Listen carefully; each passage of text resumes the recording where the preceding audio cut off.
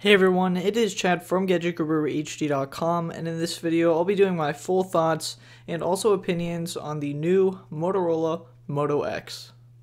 Now the Moto X is the first product that Google has directly influenced in Motorola's lineup of products. It's noticeable from the second you look at the phone and realize that there's a complete absence of capacitive and physical buttons. This means it's just a complete slab of glass, looks great, and in my opinion the best way to describe the Moto X in one word is minimalistic. The Moto X is honestly in a class of its own. It isn't powered by the latest Snapdragon 800 and it doesn't have a 1080p screen. Instead it has Moto Maker, which allows the X to be customized in over 2,000 variations. Just about everything can be changed, ranging from the backplate, you can add engravings, and you can also change the colors of the accents. The Moto X measures in at a tiny 5 inches tall and only 2.5 inches wide. So yes, it definitely is much smaller compared to the newly released giants like the Galaxy Note 3 and the HTC One Max. That's not to say that the Moto X isn't a well-built premium device though, because the build quality is actually one of my favorite things about it. Nothing about the actual design or looks about the Moto X is different or unique, other than of course Moto Maker, but the X just feels more premium than something like the Galaxy S4 or again the Note 3. Motorola didn't cut any corners with the X, and it's definitely shown through the plant created in Texas, made for the sole purpose of manufacturing this device. Despite the phone's smaller form factor, it isn't super light, weighing in at 130 grams. But the slight added weight makes the Moto X feel more premium and less like a toy. And because this was Motorola's first device made in conjunction with Google, the X lacks a removable battery and also a micro SD card slot.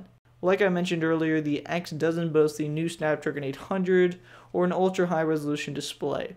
Instead it uses the X8 chip, which delegates different tasks to different cores, which therefore results in a more power efficient, faster phone. In reality, it's just a super efficient dual-core processor with a fancy name, but it gets the job done. Next, what we're going to do is just take a quick tour around the device for those that don't know. On the right side of the handset, you can find a power button and the volume rockers. Towards the left side, we'll find the SIM card slots, and down on the bottom, we'll find the micro USB port for charging and syncing. And lastly, on the top, we do have our 3.5mm headphone jack. Now the Moto X is on the latest version of Android 4.4 KitKat, and one of my favorite features, actually my favorite feature, is definitely active notifications, which shows notifications on the screen whenever you lift up the phone.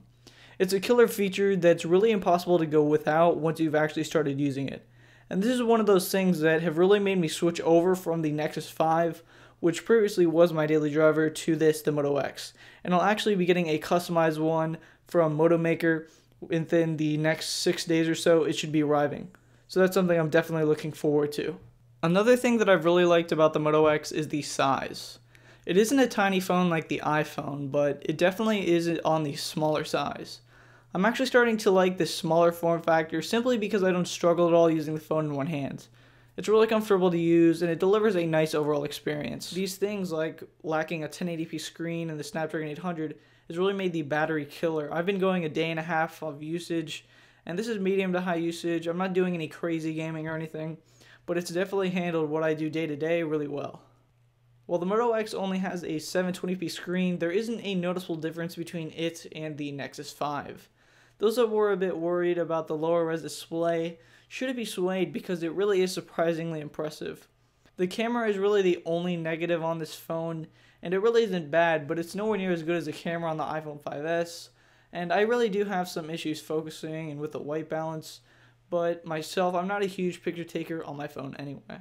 So that right there was our review of the Motorola Moto X. It's definitely one of the coolest phones and possibly one of the best phones that have come out this year in 2013.